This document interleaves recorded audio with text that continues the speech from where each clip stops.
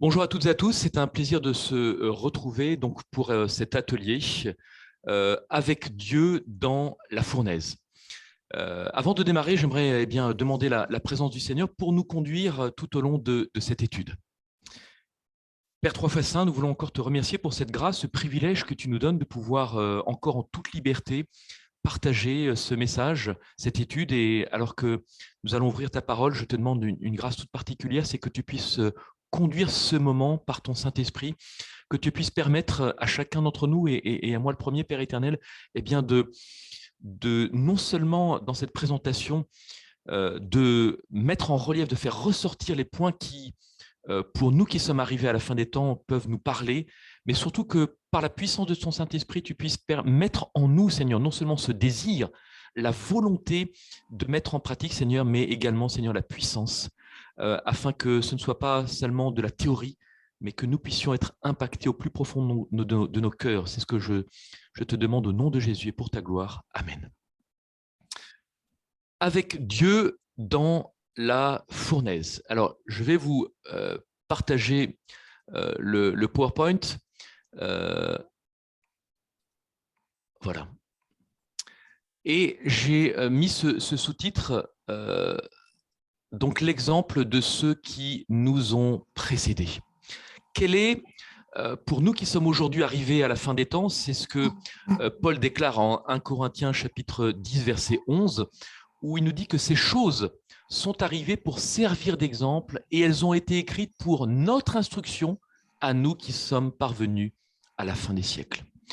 C'est ce que nous allons essayer de voir. Alors, ce feu de l'épreuve, Ellen White décrit cela dans Conquérant Pacifique en faisant ressortir que cette espérance d'un héritage réservé dans la nouvelle terre réjouissait les premiers chrétiens, même dans leurs épreuves et leurs tribulations. Et je pense que par rapport à ce que nous sommes en train de vivre, nous devons aussi demander au Seigneur de mettre dans nos cœurs la joie, de mettre dans nos cœurs la paix, quand bien même ces épreuves, quand bien même ces tribulations.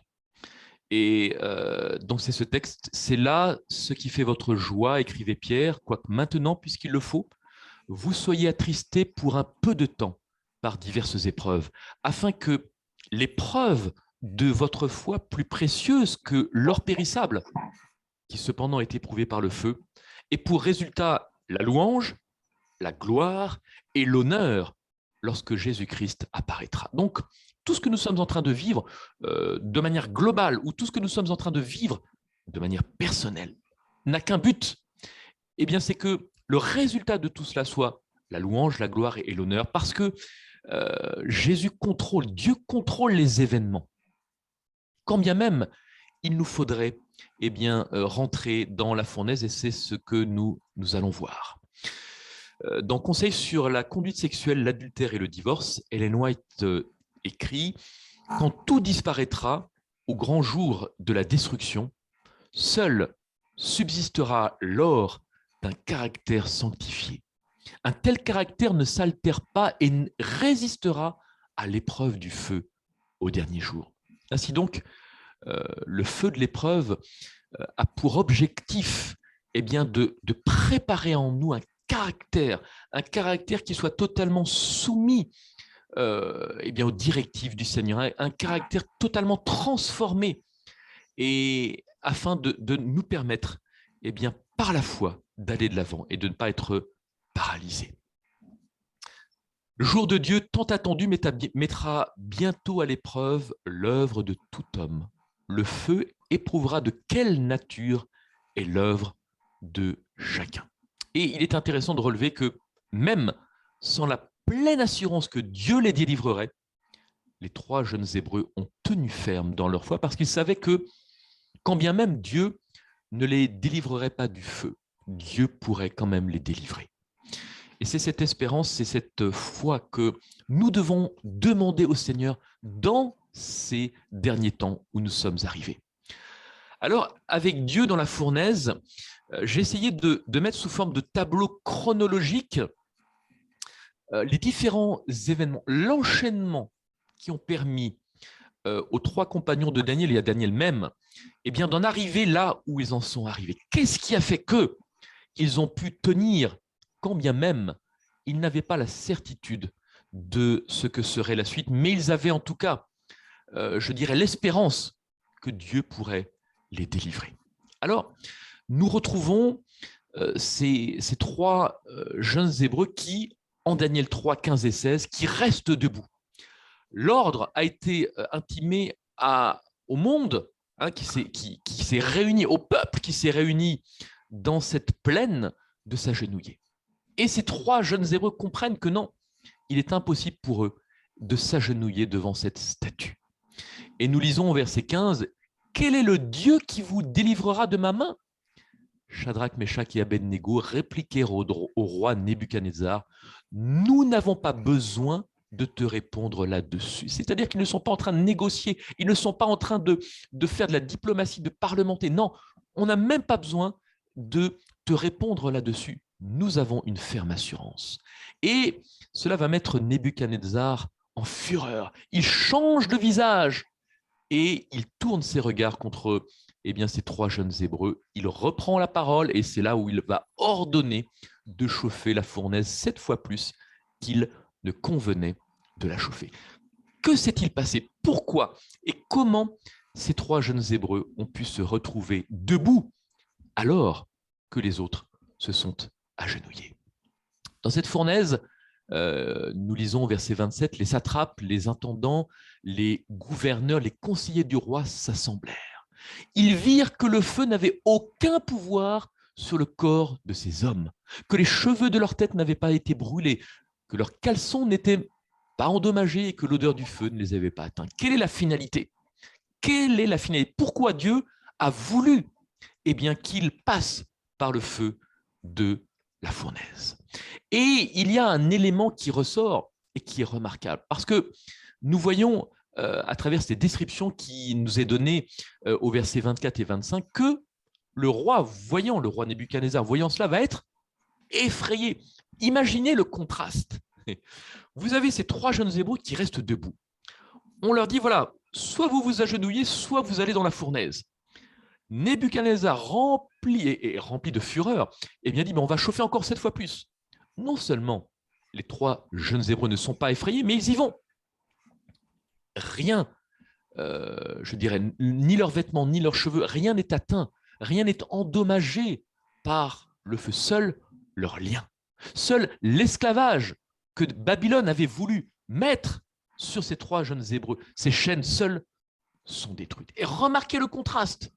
Ces trois jeunes Hébreux sont remplis de paix. Ces trois jeunes Hébreux sont confiants que Dieu peut intervenir. Et celui qui est à l'extérieur, celui qui n'est pas concerné par le feu, lui, par contre, se trouve effrayé. Et c'est ça qui est intéressant. Lorsque les choses vont commencer à s'intensifier, nous voyons le contraste qu'il va y avoir entre ceux qui relèvent la tête parce qu'ils savent que leur délivrance approche. Ils ont traversé des moments difficiles, bien sûr, mais en face de ceux qui ont voulu les jeter dans la fournaise, ceux qui ont voulu les faire périr, eux sont pris de frayeur. Et quelle est leur réaction? Montagne tombée sur nous. Il faut, dans chaque événement, il faut toujours regarder la perspective, toujours regarder la finalité. Qu'est-ce que Dieu veut faire en permettant telle ou telle chose?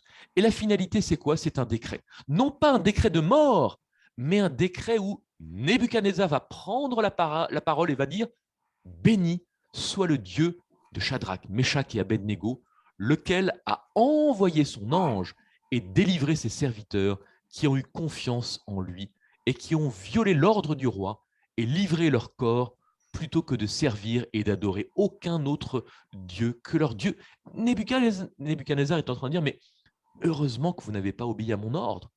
Voici maintenant l'ordre, le décret que je donne. Tout homme, à quelque peuple, nation ou langue qu'il appartienne, qui parlera mal du Dieu de Shadrach, Meshach et Abednego, sera mis en pièces, sa maison réduite en un tas d'immondices, parce qu'il n'y a aucun autre Dieu qui puisse délivrer comme lui. » Frères et sœurs, la finalité de cet événement, de cette fournaise. Ce n'est ni plus ni moins, non pas seulement le témoignage, l'interpellation, de toucher le cœur de Nebuchadnezzar, mais c'est de pouvoir témoigner à tout Babylone qu'il n'y a qu'un seul Dieu. Pourquoi les trois jeunes Hébreux en sont arrivés là? Qu'est-ce qui a fait qu'ils ont pu tenir ferme? Et cet événement ne serait jamais arrivé s'il n'y avait pas eu avant un autre événement que nous trouvons dans Daniel chapitre 2, versets 12, 13 et 19. Cet événement nous parle également d'un décret de mort. Cet événement nous montre également que, il y a eu un coup près à un moment donné qui était à l'encontre de tous les sages, les astrologues et Daniel et ses trois compagnons. Daniel et ses trois compagnons ont déjà traversé un événement où leur tête était mise à prix, où ils ont pu voir également l'intervention de Dieu.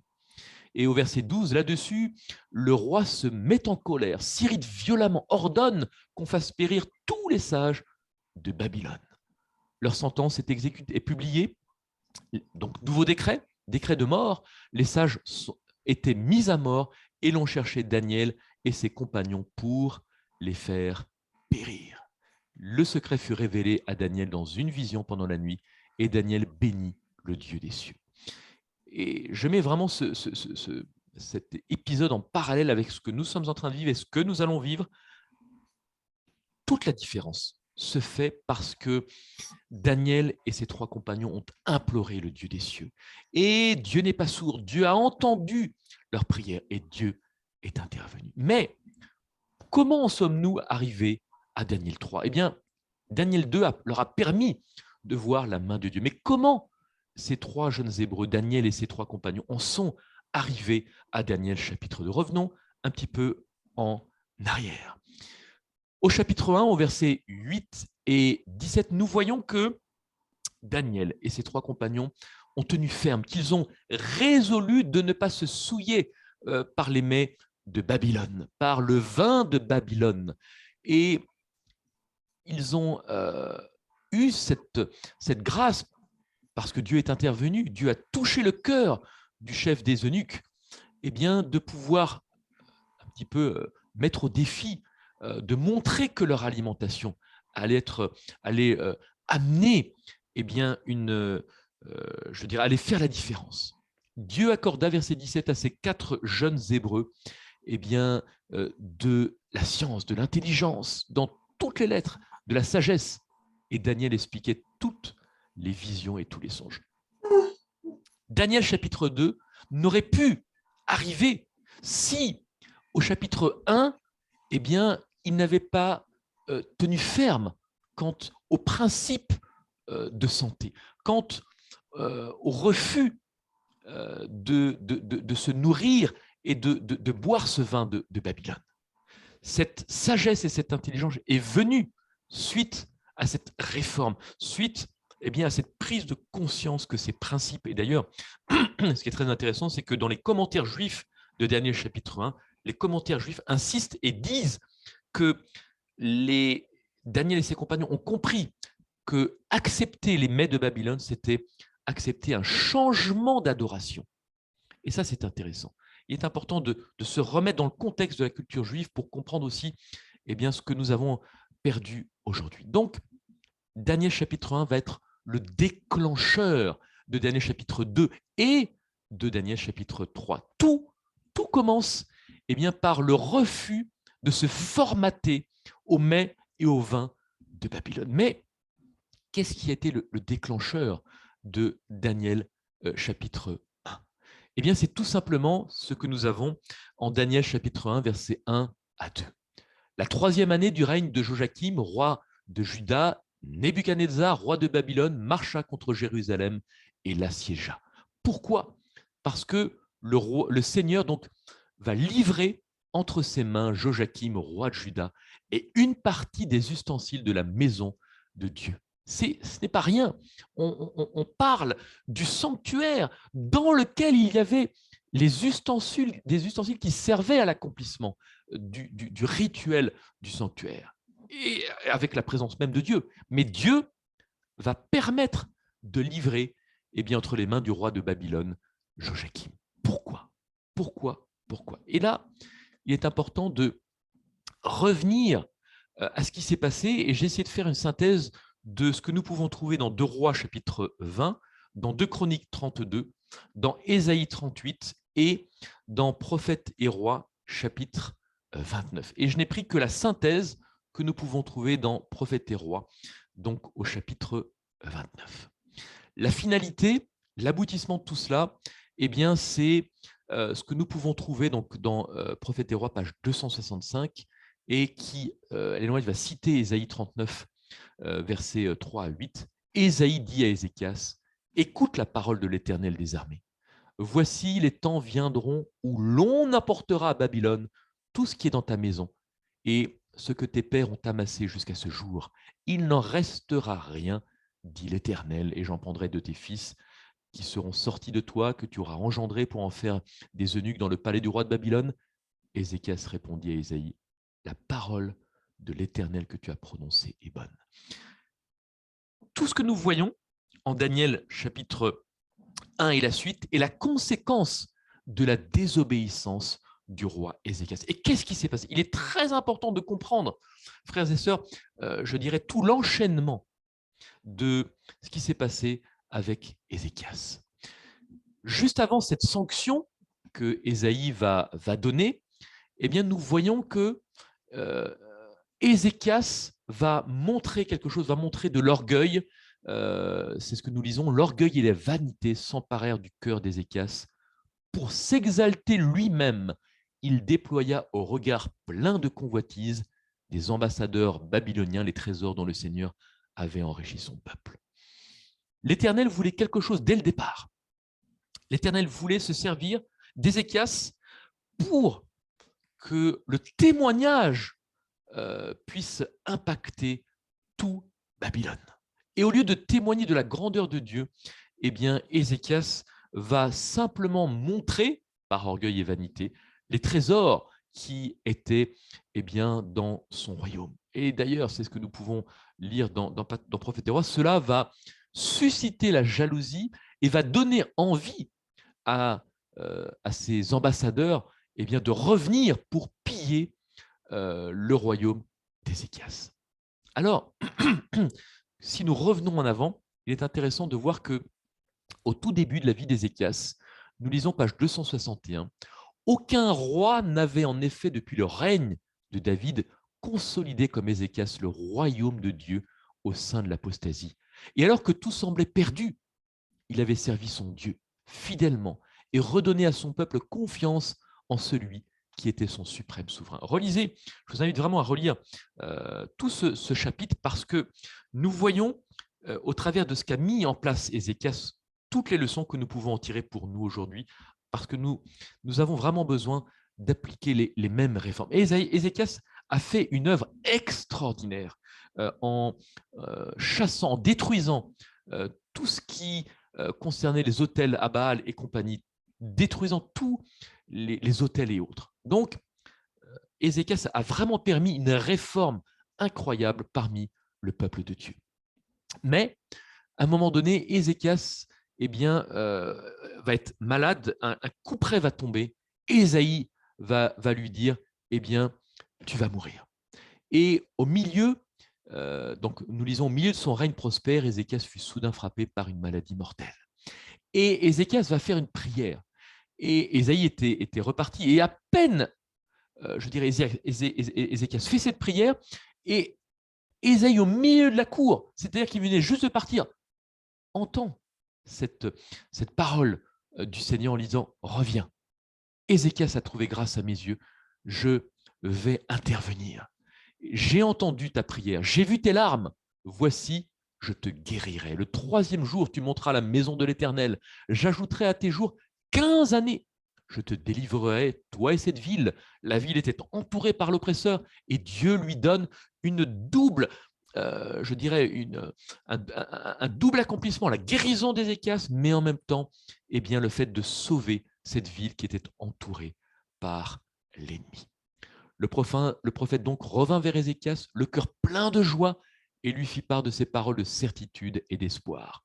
Il ordonna que l'on applique une masse de figues sur la partie malade, et il assura le roi de la miséricorde et de la protection divine. Là encore, nous voyons le rôle et l'importance de quoi? De la réforme sanitaire. Dieu aurait pu dire, voilà, tu es guéri, c'est réglé, il n'y a rien à faire. Non, Dieu veut aussi que, pédagogiquement, Ézéchias comprenne que sa guérison aussi, c'est l'intervention de Dieu, mais que cela passe par une réforme de santé, où Ézéchias puisse reconnaître également que par la création de ce que Dieu a fait, par des produits naturels, eh bien, ce soit un moyen de glorifier Dieu et de voir que Dieu avait déjà tout prévu pour nous guérir. Et il y a un élément très intéressant, c'est que le roi Ézéchias va demander ainsi pour s'assurer que ce message d'Ésaïe vient bien du ciel. Voici, répondit le prophète, le signe auquel tu connaîtras que l'Éternel accomplira la parole qu'il a prononcée.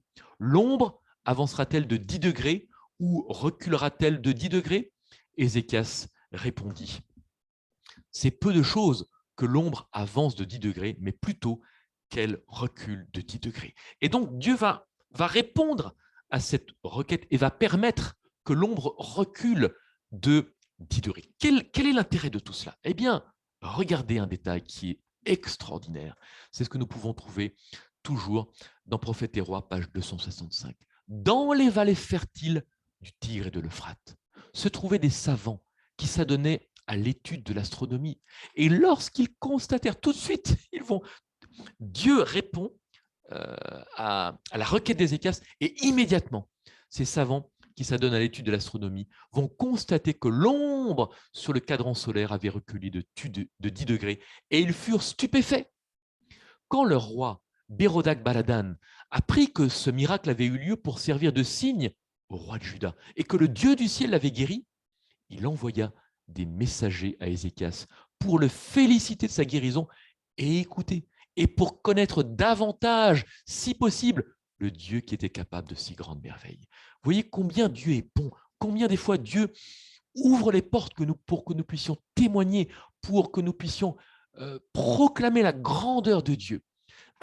Et donc là, la double bénédiction que Dieu va accorder à Ézéchias, sa guérison, et le fait de reculer l'ombre de 10 degrés, n'a que pour objectif d'amener ces sages babyloniens, ces astrologues, à se dire, mais que s'est-il passé?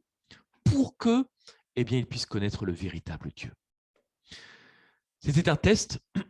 Ellen White donne un élément très intéressant également. La visite des ambassadeurs de Babylone était destinée à éprouver la gratitude et la foi d'Ézéchias. Dieu essaye des fois, dans certains moments, d'éprouver notre foi, de voir jusqu'où nous sommes prêts à aller, non pas pour glorifier, pour dire « Ah, voilà, j'ai ça », non, mais pour glorifier le saint nom de Dieu. L'Écriture dit, lorsque les chefs de Babylone envoyèrent des messagers auprès de lui pour s'informer du prodige qui avait eu lieu dans le pays, Dieu l'abandonna pour l'éprouver, afin de connaître tout ce qui était dans son cœur. Et c'est ce que nous avons vu, l'orgueil, la vanité, qui se sont emparés du cœur d'Ézéchias, qui au lieu de témoigner, de dire, voyez ce que Dieu a fait, Dieu m'a guéri.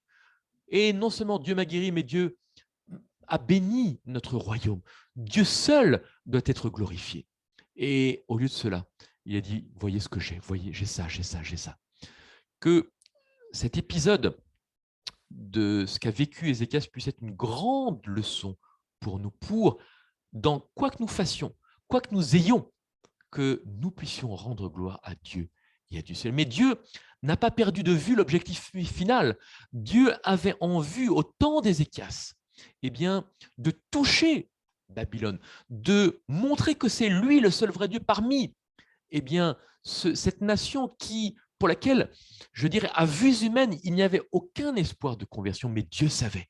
Dieu savait comment toucher le cœur de Babylone, frères et sœurs. Dieu sait comment nous utiliser pour que Babylone soit touchée, pour que ceux qui sont dans Babylone puissent comprendre qui est le véritable Dieu et sortir de Babylone. Mais si nous-mêmes, nous ne l'avons pas compris, je vous invite à écouter l'étude de cet après-midi, parce que cette étude va nous montrer comment nous-mêmes, nous avons besoin de comprendre quelque chose d'extraordinaire qui se trouve dans le message biblique pour présenter avec puissance, je dirais, la personnalité, le caractère même de Dieu. Mais il y a un élément aussi important, c'est que Ézéchias avait commencé son règne, avait fait une œuvre, avait été fidèle et reconstruit tout ce qui avait été détruit. Et donc, la vie d'Ézéchias, heureusement, va se terminer différemment de cet orgueil, différemment de cette promesse de déportation qu'Ésaïe va faire. Et Ézéchias reconnaît, oui, la parole que tu as prononcée est bonne. Pourquoi dit-il cela? Eh bien, nous lisons, page 265, bourrelé de remords. Ézéchias, au sein de son orgueil, alors le terme remords il y a une connotation, il est réellement pris de repentance. Ézéchias, du sein de son orgueil, s'humilia, voilà cette description, s'humilia avec les habitants de Jérusalem, et la colère de l'Éternel ne vint pas sur eux pendant la vie d'Ézéchias. Mais la mauvaise semence avait été jetée. Elle devait lever en son temps et produire une moisson de désolation et de malédiction. Cet exemple de cette fournaise de ces 3 jeunes Hébreux nous amène jusqu'à Ézéchias, où Dieu avait en vue, et cette apothéose, ce bouquet final avec Daniel chapitre 3, avec ce décret, non pas de mort, mais ce décret où Nebuchadnezzar invite, et même un peu plus qu'invité, le peuple de Babylone à adorer le seul vrai Dieu. C'est ça que Dieu avait en vue, et c'est ça que Dieu a en vue en cette fin des temps. Quels que soient les moyens, quels que soient les événements que Dieu va permettre, pas forcément susciter, mais que Dieu va permettre, ou des fois certains qu'il va susciter, non, que pour objectif, frères et sœurs, d'amener Babylone à la repentance, d'amener Babylone à reconnaître qu'il n'y a qu'un seul vrai Dieu. C'est la grande leçon. Et l'exemple des 3 compagnons de Daniel est un type de ce qui arrivera à la fin des temps. Cela doit nous rappeler que, quelles que soient les circonstances, Dieu est toujours au contrôle. Et cela nous amène à comprendre également que l'obéissance amène des effets secondaires.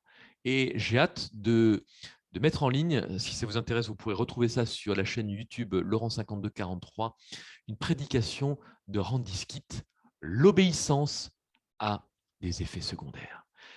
Quel était le plan de Dieu à l'origine? C'est ce que nous devons garder à l'esprit. Et revenir aussi en arrière avec toute une série d'événements, le plan originel de Dieu.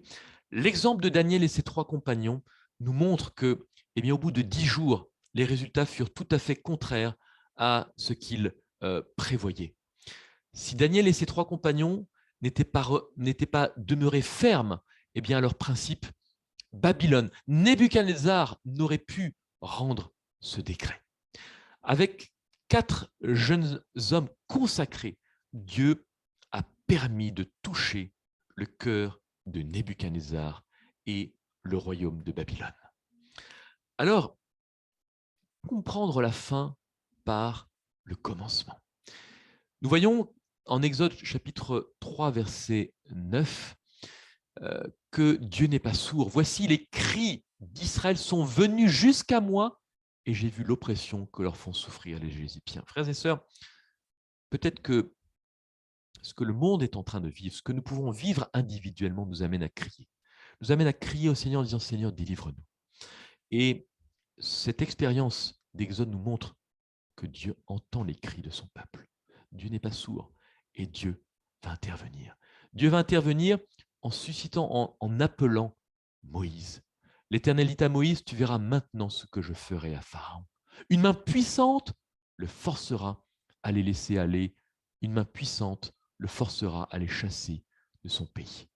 Dieu parla encore à Moïse et lui dit, je suis l'Éternel. Je suis apparu à Abraham, Isaac et Jacob, comme le Dieu Tout-Puissant, mais je n'ai pas été connu d'eux sous mon nom, l'Éternel.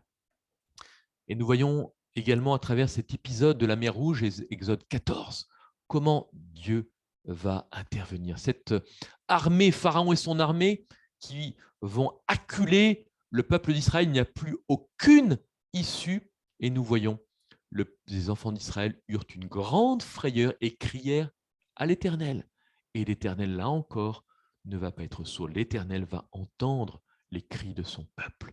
Ils dirent à Moïse, n'y avait-il pas des sépulcres en Égypte sans qu'on fût besoin de nous mener mourir au désert? Que nous as-tu fait en nous faisant sortir d'Égypte? N'est-ce pas là ce que nous te disions en Égypte? Laisse-nous servir les Égyptiens, car nous aimons mieux servir les Égyptiens que de mourir au désert. Et c'est ça qui est intéressant, comment la capacité d'amnésie, la capacité d'oublier ce que Dieu a fait. Et vraiment, nous devons, je vous encourage tous à prier ainsi, de demander au Saint-Esprit de nous rappeler, que nous ne puissions jamais oublier ce que le Seigneur a fait dans notre vie. Il est important de passer par des temps d'épreuve, important de passer par des moments de doute, important de voir comment le Seigneur nous délivre sans ces moments-là. Comment pouvons-nous avoir cette assurance que quoi qu'il advienne, eh bien Dieu peut répondre. Et il est intéressant de voir aussi que Dieu a permis les 10 plaies d'Égypte aussi pour le peuple, pour l'amener à prendre conscience, frères et sœurs, qu'il n'y avait plus aucun espoir à avoir de l'Égypte. Il n'y a plus aucune raison de rester en Égypte. Frères et sœurs, ce que nous sommes en train de vivre, n'est-ce pas, je ne vais pas faire un parallèle avec les 10 plaies d'Égypte, mais c'est un petit peu quelque part, sur un plan différent, cela doit nous faire prendre conscience que notre patrie n'est pas ici-bas, que ce qui est en train d'arriver doit nous faire prendre conscience que maintenant, notre patrie, celle que nous attendons, va bientôt venir. Et nous devons mettre toute notre espérance dans cette patrie céleste et plus rien attendre de cette terre. Que vraiment, en tout cas, s'il y a une bénédiction à retirer de cette crise, c'est que nous devons sortir de notre zone de confort, dépendre de Dieu et de Dieu seul. Nous voyons cette rébellion à travers la soif, à travers les murmures et la désobéissance. Le peuple de Dieu se plaint. Le peuple de Dieu se plaint. Il murmure. Il n'a pas compris ce que Dieu voulait faire. Il n'a pas compris là où Dieu voulait l'emmener. Que vraiment ce soit une leçon pour nous. Que nous puissions avoir une claire compréhension de la destination finale où Dieu veut nous emmener, quand bien même nous passerions par la vallée de l'ombre et de la mort. Et il est intéressant de voir qu'il y a une préparation. La rencontre de Dieu ne se fait pas comme cela. Impossible de rencontrer Dieu sans préparation. L'Éternel dit à Moïse, va vers le peuple, sanctifie-les aujourd'hui et demain, et qu'ils lavent leurs vêtements. Nous devons laver nos vêtements, nous devons nous retrouver nus de la nudité dont seul Christ peut nous recouvrir du manteau de justice. Dieu avait en vue quelque chose de précis. C'est ce que j'ai développé récemment dans un thème, le dévoilement. Il est fou de voir que ce qui est en train de se passer au Mont Sinaï n'est ni plus ni moins que la célébration d'un mariage. Le 3e jour au matin, il y eut des tonnerres, des éclairs, une épaisse nuée sur la montagne. Le son de la trompette retentit fortement, et tout le peuple qui était dans le camp fut saisi d'épouvante. La montagne de Sinaï était toute enfumée parce que l'Éternel y était descendu au milieu du feu. Cette fumée s'élevait comme la fumée d'une fournaise. Ah, nous retrouvons la fournaise. Et toute la montagne tremblait avec violence. Tout le peuple entendait les tonnerres et le son de la trompette, et il voyait les flammes de la montagne fumante. C'est ce que nous pouvons retrouver également, puisqu'on nous dit que Moïse passa, et donc Nadab, Abihu, Aaron, les 70 anciens. Donc Moïse va rester 6 jours avant que, au 7e, ils ne reçoivent la loi. Il est intéressant de voir que toute cette fumée représente, c'est la présence du Saint-Esprit, représente, parce que dans tout mariage, dans un concept juif, le marié et la mariée étaient recouverts de ce qu'on appelait du dais, de cette couverture, de ce voile qui les recouvrait. Et c'est ce qui est en train de se passer, c'est ce que les Juifs ont pleinement compris. C'est en train c'est en train c'est ce qui est en train de se passer, au mont Sinaï.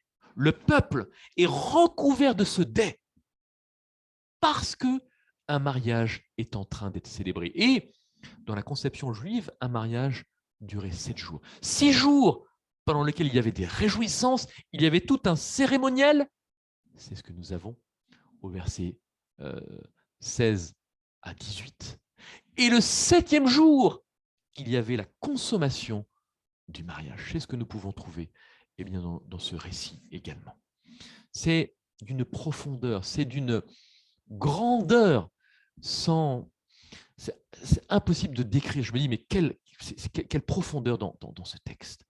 Et nous voyons, alors 2 textes de Patriarches et Prophètes, pages 224 et 236. Moïse croyait que ses frères comprendraient que Dieu leur accorderait par sa main la délivrance, mais ils ne le comprirent pas. Pourquoi? Ils n'étaient pas encore mûrs pour la liberté. Et page 236, les Hébreux s'étaient attendus à recouvrer la liberté sans subir d'épreuves pour leur foi, sans souffrance ni privation. Ils n'étaient pas encore mûrs pour la délivrance. Frères et sœurs, se pourrait-il que nous nous attendions à traverser ce qui est devant nous sans épreuve, sans difficulté? Se pourrait-il que nous ne soyons pas encore mûrs pour la liberté et pour la délivrance?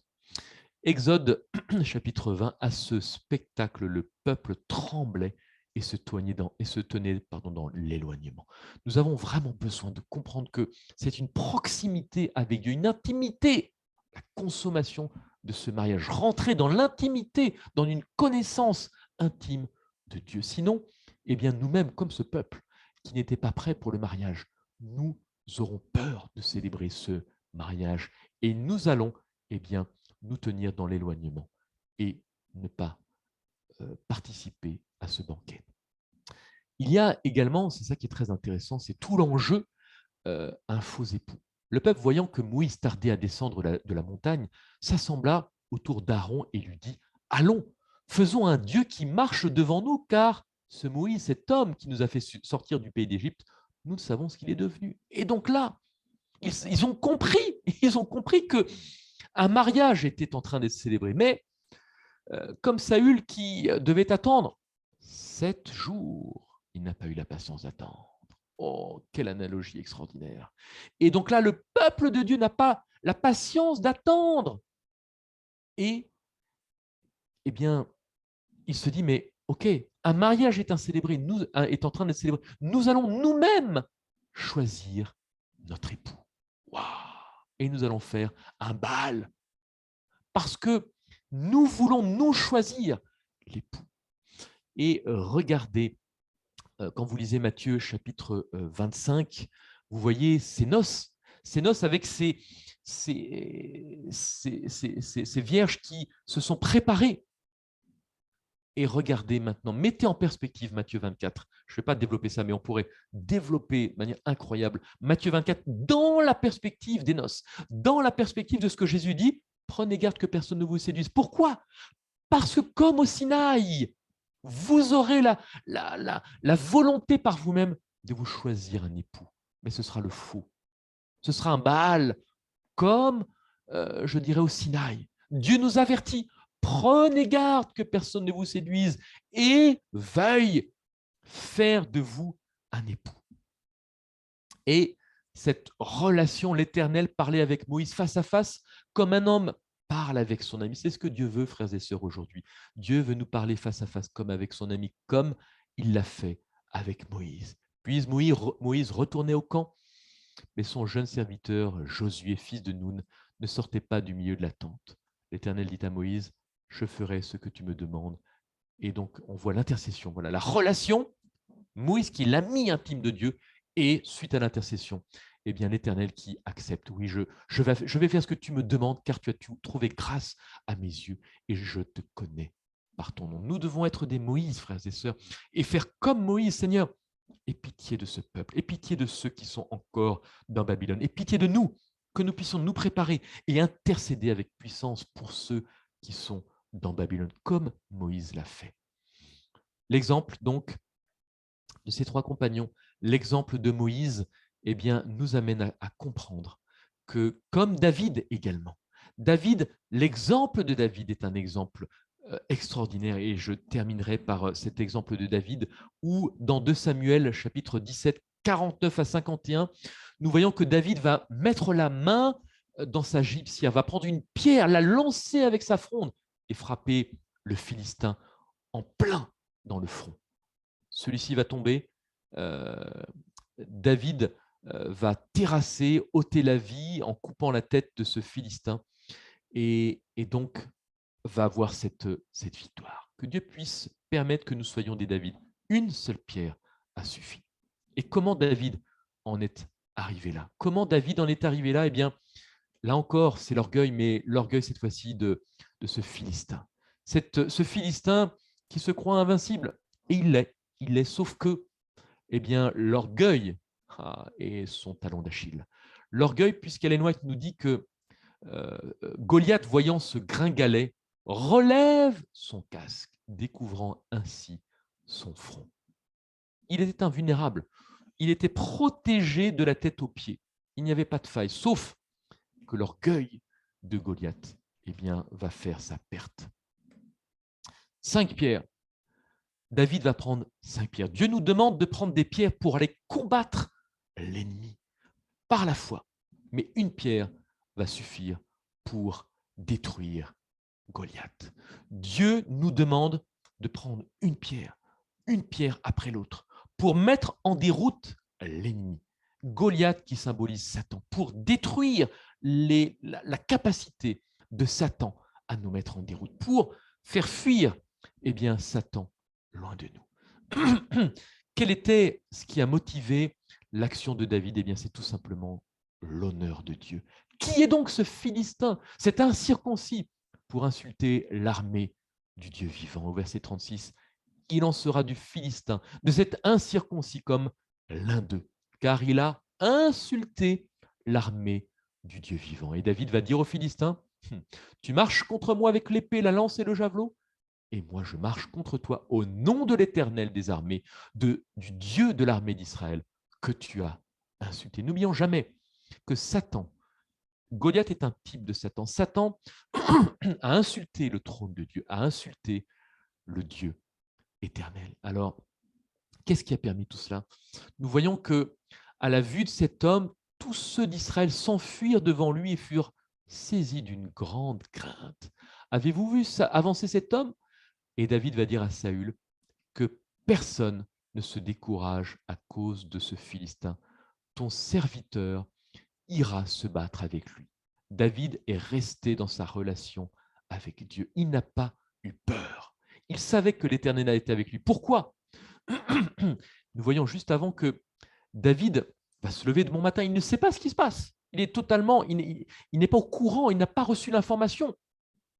Et nous voyons que, eh bien, Goliath va lancer un deuxième défi.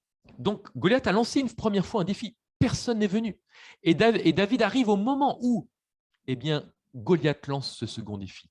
Et nous voyons que David est prêt. David est toujours prêt parce que il est toujours en connexion avec le Père. Parce que faisait-il? Il s'occupait, frères et sœurs, il s'occupait des brebis de son Père. Et lorsque nous nous occupons des brebis de notre Père, nous sommes toujours prêts. Nous sommes toujours en train de travailler pour le Seigneur. Nous ne sommes pas pris au dépourvu. Et pourquoi? Comment? Pourquoi était-il toujours prêt? Eh bien, par son témoignage, David déclare « Ton serviteur faisait paître les brebis de son père, et quand un lion ou un ours venait en enlever une du troupeau, je courais après lui, je le frappais, je l'arrachais de sa gueule. S'il se dressait contre moi, je le saisissais par la gorge, je le frappais, je le tuais.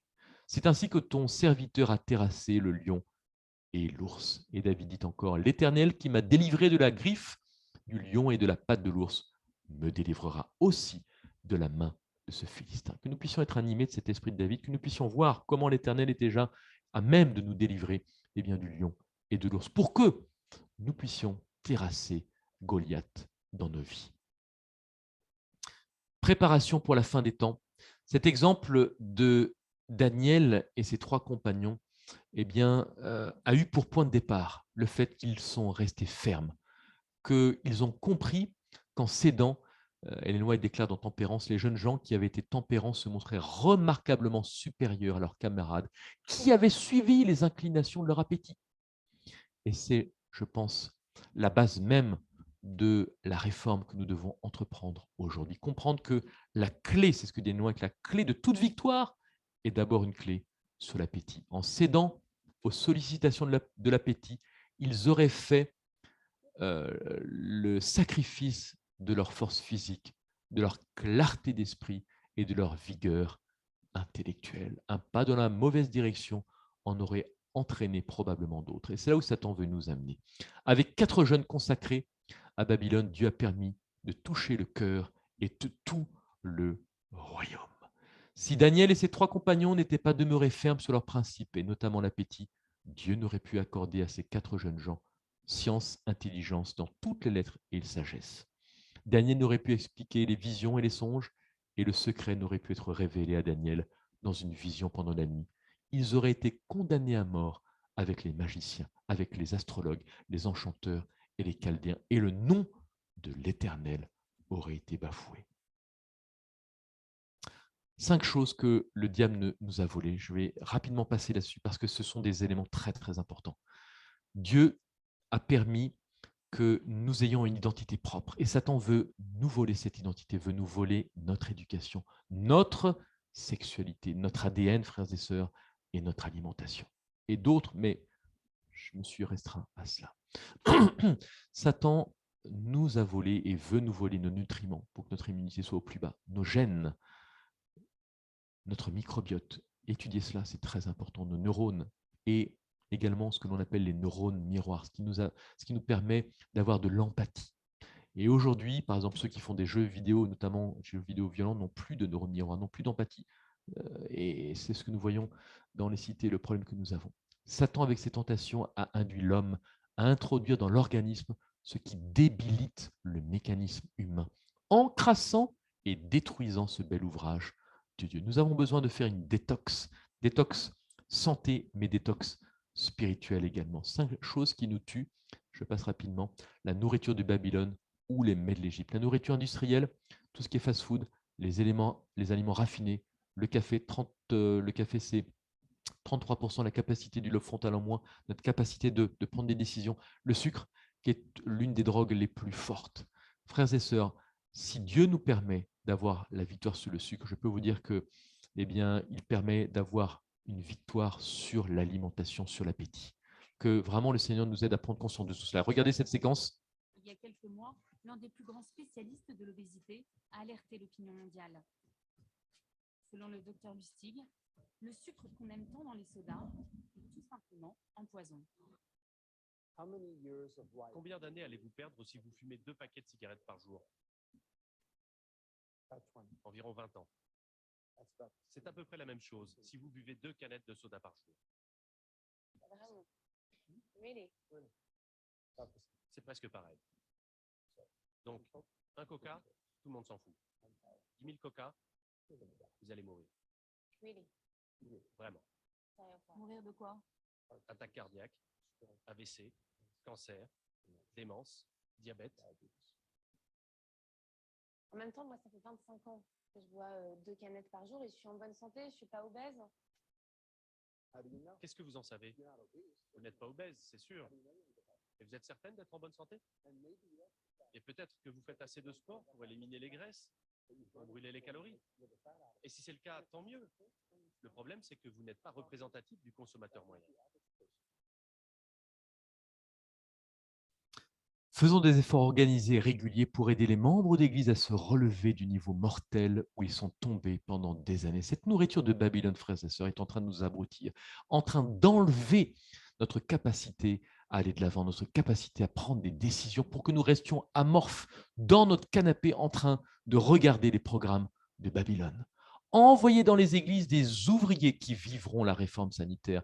Mettons en place ceux qui reconnaissent la nécessité d'un appétit frugal, sinon ils seront un piège pour l'Église.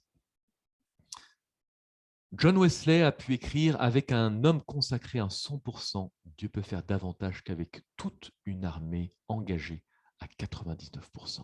Avec un jeune homme consacré, Dieu a donné une victoire totale à son peuple en utilisant David contre Goliath. Avec 3 jeunes consacrés, Dieu a permis que le royaume de Babylone puisse entendre et connaître le véritable Dieu. » Donc vous voyez, avec 12 disciples consacrés, remplis du Saint-Esprit, après la Pentecôte, Dieu a permis à l'Évangile d'être prêché à toute la terre. Et dans le seul Empire romain, plus de 3,5 millions de personnes ont été gagnées aux environs de 100 après Jésus-Christ, c'est-à-dire en à peine 70 ans. Et Édouard Gibbon déclare « Il y a les plus fortes raisons de croire qu'avant les règnes de Dioclétien, donc on est aux environs 310, et de Constantin, la foi du Christ ait été prêchée dans toutes les provinces et dans toutes les grandes villes de l'Empire, c'est-à-dire à travers quasiment le monde entier. » L'honneur de Dieu a été mis en cause.